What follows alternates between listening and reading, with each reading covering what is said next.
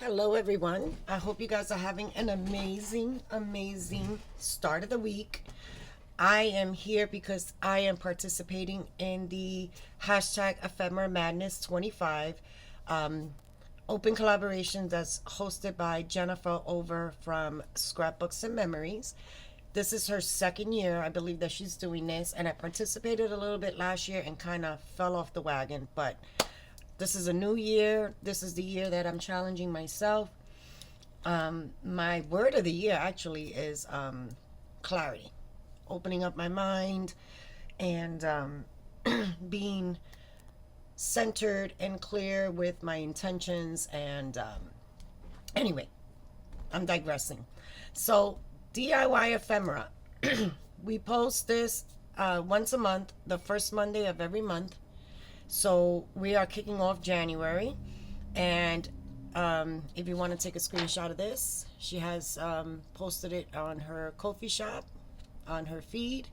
This is where I got it. I saved it and printed it so I can have it as a reference. And we're doing page trims or clusters.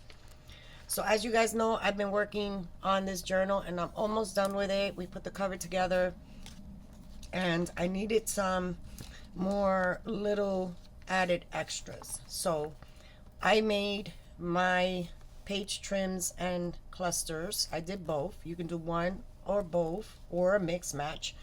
I did it with the intentions of it going into this book. So a couple of my favorite page trims to do is with pieces of fabric and just ruffling them up and sewing them. You know, I invested in my sewing machine years ago, and when I first got into crafting, and I have to say this past year and a half since I got into journals is when I've used my machine the most, and I've had it for about 5 years. So that's one of my favorite page trims to add into. You can see all my fussy cuts so I don't lose them. Let me get a page so you can see, where you can glue it on the edge of a page and it'll just give it some interest, some fluff. So that's one that I made and I think I'm going to use in this journal. Another page trim that I love doing with my offcuts is just punching out a shape. So I'll have a piece of scrap here, and I've had this punch. I think I bought it from Amazing Savings long time ago, and I just punch out of my scraps a few.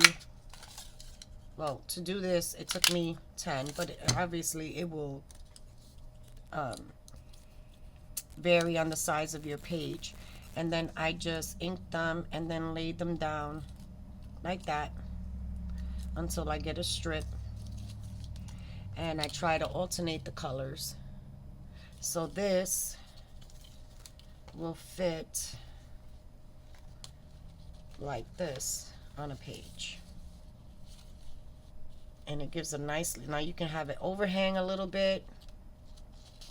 You can have it come straight to the page. I think I'm going to just have it on the edge. I don't like the white, so I think I'm just gonna tack it down there, and I can even have it as a side tuck if I want to. So I would just glue down all of these and a little bit here and there, and I can tuck something in.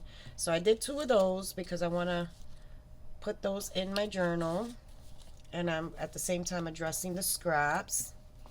So these are going to go in there. And then for clusters, Loki says good morning. Oh, with page trims, also my offcut of my coffee dye paper. I ruffle them and run them through the machine, and that can just be added as, you know, additional interest to a cluster like this. So I did some clusters as well. I wanted to different shade and just add it to it to give it dimension. But I did do this cluster again utilizing that punch, one of my fussy cuts, a ticket, some of this speckled mesh from Dollar Tree, more scraps, and then the offset of when I cut my pages down. This is another thing that I like to do. I'll just run it through I don't even separate them, and I just stitch them down, and then as I need them, they're already stitched. I can cut them apart and use them to create my clusters. So I have that one, and then I also did this one as a cluster. So I have some messy thread back there, the leftover piece to that because it was this long, so I cut it down. I used that little piece to break up the pattern. Added some more of those punches, and then the word Empire State, which I do have a pocket here that needs some decorating. I can find it. I have flipped back and forth in this book a gazillion times. Watch me not find it. It's a yellow pocket that here, where I can, this might actually be too big, but if I had a smaller version, or maybe one that goes sideways, I can use these to kind of decorate the pockets. I can even add it on the edge and use it as a side tuck as well. So yeah, those are my page trims and clusters for January's Ephemera Madness 25. Of course, in my description box, you're going to find a link to Jennifer's channel, Scrapbook and Memories. If I can remember, I'll also attach a link to her Ko-fi shop, where she posted the image for the Ephemera Madness challenge for the entire year.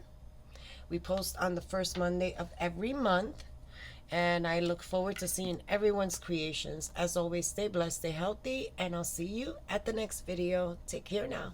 Bye.